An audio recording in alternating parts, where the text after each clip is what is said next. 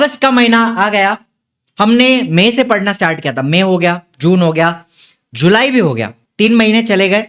Now we are in August and समय बहुत ही तेजी से भाग रहा है।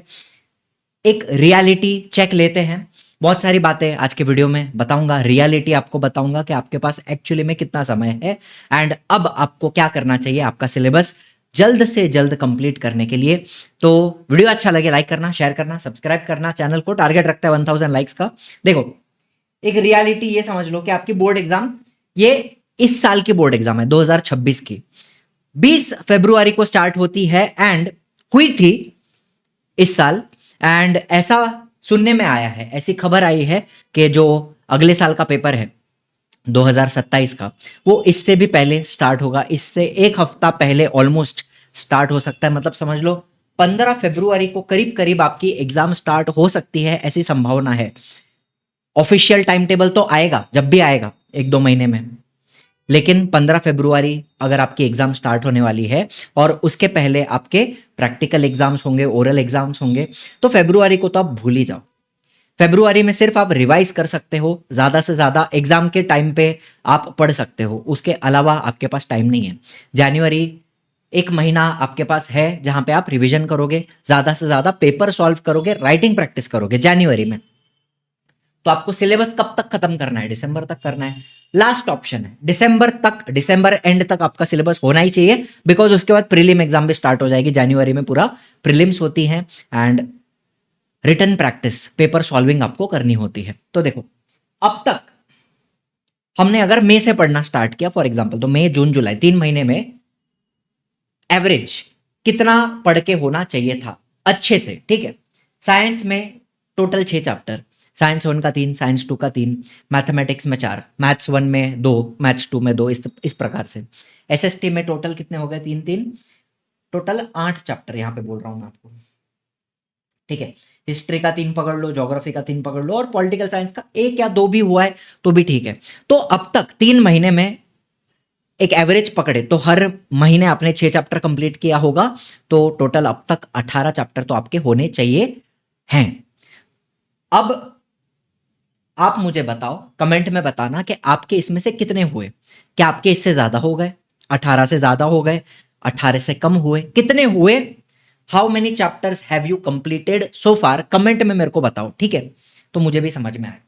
अब आपके पास टोटल कितने चैप्टर हैं? यहां पर मैं लैंग्वेजेस की बात अभी नहीं कर रहा हूं, अभी मैं सिर्फ मैथमेटिक्स, साइंस और एसएसटी सोशल्स की बात कर रहा हूं। टोटल 56 चैप्टर हैं। अगर आपके 18 हो गए हैं तो 38 बाकी हैं, 38 आर रिमेनिंग।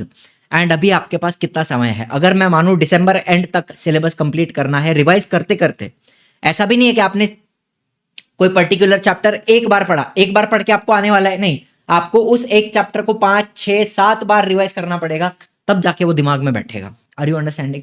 तो वो रिवाइज करते करते करते करते हम दिसंबर तक अपना सिलेबस कंप्लीट करेंगे।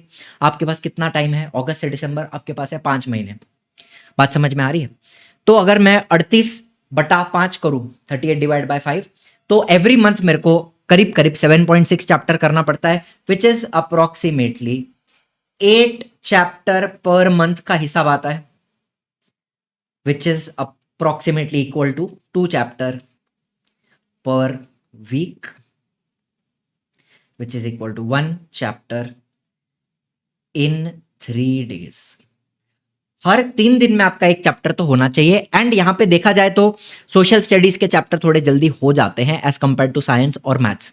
साइंस में कुछ कुछ चैप्टर काफी बड़े हैं, मेटलर्जी, कार्बन कंपाउंड पढ़ोगे आप, लेंसेज पढ़ोगे, फिर एनिमल क्लासिफिकेशन, माइक्रोबायोलॉजी पढ़ोगे, तो ये बड़े बड़े चैप्टर हैं, इनको करने को समय भी लगता है। लेकिन साथ में जब सोशल स्टडीज के आप एक कंपेरिजन करो तो चैप्टर छोटे छोटे होते हैं और जल्दी हो जाते हैं कंपेरेटिवली। तो ये एक हिसाब आपको समझ में आना चाहिए कि दिसंबर तक का आपके पास समय है। अगर आपका 18 हुआ है तो ये आपका हिसाब अभी बन रहा है, हर महीने 8 चैप्टर आपको कंप्लीट करने हैं। अगर आपके 18 से ज्यादा हुए तो बहुत अच्छी बात, आपका टारगेट थोड़ा कम हो जाएगा। एंड अगर 18 से कम हुआ है तो फिर सोच लो आपका टारगेट क्या बनेगा। आपको ये कैलकुलेशन अपने हिसाब से करना पड़ेगा एंड उसके हिसाब से मंथली प्लान बनाना पड़ेगा कि हर महीने मेरे को कितना चैप्टर कंप्लीट करना है। Are you understanding? अब मुझे कमेंट में बताओ कि आपके कितने हुए हैं, आपके 56 में से कितने चैप्टर हुए हैं, कमेंट में बताना। चलो अब आपको करना क्या है, आप स्कूल जाते हो, जाओगे, जाना भी पड़ेगा, कंपलसरी है। इसके बाद आप कोचिंग जाओगे, हाँ शायद स्कूल में समझा नहीं समझा, उसके बाद आप कोचिंग में आते हो, शायद मेरे पास पढ़ रहे हो या यूट्यूब से आप लेक्चर देख रहे हो, फ्री में लेक्चर देख रहे हो, कोई प्रॉब्लम नहीं है। लेकिन आप स्कूल गए, आपने कोचिंग करी या फिर आपने यूट्यूब पे लेक्चर देखे, ठीक है, ये सब हो गया आपका सीखने वाला पार्ट, जहां पे आप सीखा, आपने सीखा, स्कूल में सीखा गया, यूट्यूब पे सीखा, कोचिंग में सीखा। इसके बाद आती है सेल्फ स्टडी, और ये जो सेल्फ स्टडी है ये आपकी एवरीडे 3 आवर्स की होनी ही चाहिए मिनिमम, ठीक है, मिनिमम बता रहा हूं, इस समय मिनिमम 3 आवर्स आपकी होनी ही चाहिए, तब जाके आपका सिलेबस कंप्लीट होगा। और उस सेल्फ स्टडी में आप क्या करते हो, आप लर्निंग करते हो, आप लर्निंग करोगे, या तो आप रीड करके लर्न करते हो, लर्निंग के साथ आप राइटिंग भी करोगे।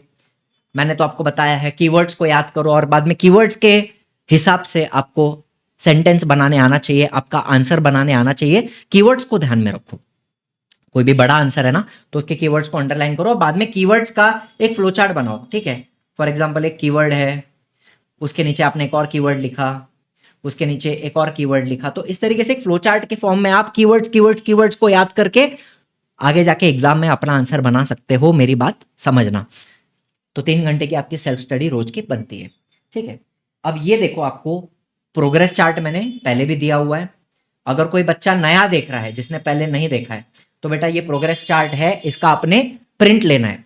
ये जो पीडीएफ है पूरा आपको डिस्क्रिप्शन में मिल जाएगा, इसका प्रिंट ले लो, जहां पर भी पढ़ने बैठते हो वहां इसको चिपकाओ, और जैसे जैसे आपका एक एक चैप्टर कंप्लीट होता है टिक मारते जाना है। एंड हर एक चैप्टर, साइंस का हर एक चैप्टर कंप्लीट करने के लिए आपको क्या करना पड़ेगा, पहले तो आप वीडियो लेक्चर देखो, या आप कोचिंग में जाके पढ़ो, या आप स्कूल में जाके पढ़ो, जहां से भी आप पढ़ते हो आप पढ़ो, समझ के लो, कंसेप्ट को समझो, देन नोट्स बनाओ। प्लीज पूरी कोशिश करना कि आप अपने खुद के हैंड रिटन नोट्स बनाओ, या तो रनिंग नोट्स बनाओ, लेक्चर देखते देखते बनाओ, थोड़ा आपने सुना, पॉज किया, कॉपी कर लिया टीचर ने जो भी पढ़ाया हुआ है। मेरे वीडियो देख रहे हो तो वीडियो में पॉज किया आपने, जो भी मैंने लिखा हुआ है या जो भी पीपीटी पे आ रहा है, एनिमेशन में लिखा हुआ है, वो लिख लो, नोट्स बना लो साथ साथ में, ठीक है। इतना आपने करना है। टेक्स्ट बुक को आप एक बार रीड करो, एक बार रीड करना इनफ है। इसके बाद एक्सरसाइज के क्वेश्चन करने, पीवाईक्यू, ये दोनों कंपलसरी हो जाते हैं। इसके अलावा मैं इंटेक्स्ट क्वेश्चन करने बोलता हूं, लेकिन उसमें से बहुत ज्यादा क्वेश्चन नहीं आते, तो उसको मैं लास्ट में रखूंगा, ठीक है। इंटेक्स्ट अगर हमें करने हैं तो हम उसको थोड़ा बाद में देखेंगे, पहले इतना कंप्लीट हो जाए। इतना अपना अगर सारे चैप्टर कंप्लीट हो जाते हैं, आपने लेक्चर देख लिया, नोट्स बना लिए, एक्सरसाइज कर लिया, पीवाईक्यू कर लिया, इसके साथ आपका चैप्टर होता है समाप्त। और बाद में आपको रिवाइज करते रहना है। रिवाइज कैसे करें, नोट से रिवाइज करो, नोट्स को गो थ्रू करो, ठीक है। एक्सरसाइज के क्वेश्चंस को वापस लर्न करो। मैं क्या करता था, लर्न करता था, और घर पे ट्यूशन होते थे, मम्मी ट्यूशन टीचर थी, तो लर्न करता था, मम्मी को सुनाता था ओरली बिना देखे, तो ये होता था मेरा एक्टिव रिकॉल, याद करके सुनाना, राइट। या तो आप राइटिंग प्रैक्टिस कर सकते हो, कीवर्ड्स लिख लिख के प्रैक्टिस कर सकते हो, ऐसे भी आपका लर्निंग हो जाएगा, ठीक है। चलो, मैथ्स में भी आप लेक्चर देखोगे, कंसेप्ट क्लैरिटी हो गई, फिर सॉल्व एग्जाम्पल आ जाते हैं, एक्सरसाइज, प्रॉब्लम सेट, पीवाईक्यू, ये सब कुछ आ जाता है यहाँ पे मैथ्स में। हिस्ट्री, पॉलिटिकल साइंस की भी वही बात है, और ज्योग्राफी की भी वही बात है, ठीक है। जो भी बच्चे पर्सनली पढ़ना चाहते हैं, आरएम 6 लिमिटेड स्टूडेंट बैच आपके लिए है। अभी भी काफी सारा सिलेबस हमारा भी बाकी है कवर करना, अक्टूबर एंड तक अपन सिलेबस कंप्लीट करते हैं, और उसके बाद में क्रैश कोर्स भी आता है। जो बच्चे अभी ज्वाइन करते हैं उनको क्रैश कोर्स फ्री मिलता है, ये आपको बता दूं। क्रैश कोर्स में फिर से पूरा पढ़ाया जाएगा, ठीक है। English medium, semi English medium, all subjects cover हो जाएंगे आपके यहाँ पे, ठीक है। स्टूडेंट्स लिमिटेड हैं तो अपना डाउट क्लियरिंग अपन जूम पे, गाइडेंस सेशन, मेंटरशिप, ये अपन जूम पे लेते हैं, हर एक बच्चे का डाउट क्लियर किया जाएगा। बच्चा डायरेक्टली टीचर को कॉल भी कर सकता है, एक स्पेशल IVR नंबर होता है, फोन नंबर होता है, बच्चा डायरेक्टली टीचर को, मुझे कॉल करे, गैलेक्सी मैम को, शुभम सर को, या जो भी टीचर आपको पढ़ा रहे हैं, डायरेक्टली कॉल करके भी डाउट क्लियर कर सकते हैं। कोई भी इंक्वायरी है बैच के रिगार्डिंग तो ये हमारे एजुकेशनल काउंसलर के नंबर हैं, डायरेक्टली कॉल करके आप पूछ सकते हैं। अब देखो, मेरे चैनल पे अभी आपके पास क्या अवेलेबल है, मैं तो आपको बोलूंगा, अब तक आपने देखो लेक्चर वाइज सीरीज भी मैंने डाली, नई सीरीज बनाई थी मैंने, क्लास 10th के लिए न्यू सीरीज बनाई थी, उसमें हेरिडिटी, पीरियोडिक आ गया, ग्रेविटेशन आ गया, लाइफ प्रोसेसेस आ गए, फिर यूनिट टेस्ट के लिए भी मैंने एक मैराथन जैसा लिया हुआ था, यहाँ पे 3 चैप्टर का, पीवाईक्यूज अपन ने सॉल्व किए, कंसेप्ट को रिवाइज किया। तो इसके आगे काफ़ी बच्चों की डिमांड थी, मैंने कमेंट्स पढ़ते रहता हूँ मैं, तो एज पर स्टूडेंट डिमांड इसके आगे मैं सारे वन शॉट डालूंगा। वन शॉट भी कंप्लीट कंसेप्ट होगा, ऐसा नहीं कि भगाया हुआ है या उसमें कोई कंसेप्ट स्किप कर दिया है। जो टेक्स्ट बुक में है वो हम पूरा ही पढ़ेंगे और इस तरीके से अपन अभी करने वाले हैं। इसके आगे के चैप्टर मतलब अभी लाइफ प्रोसेस पार्ट 2 है, केमिकल रिएक्शन एंड इक्वेशन है, इफेक्ट्स ऑफ इलेक्ट्रिक करंट आएगा, हीट आएगा, टुवर्ड्स ग्रीन एनर्जी, आगे जितने भी चैप्टर हैं सारे अपन वन शॉट में लेंगे, ठीक है। तो Monday onwards, next week onwards आपको चैनल पे नया वन शॉट्स मिलेगा। पुराना भी अवेलेबल है, यहाँ पे आप देख सकते हो, पुराने सारे वन शॉट्स अवेलेबल हैं।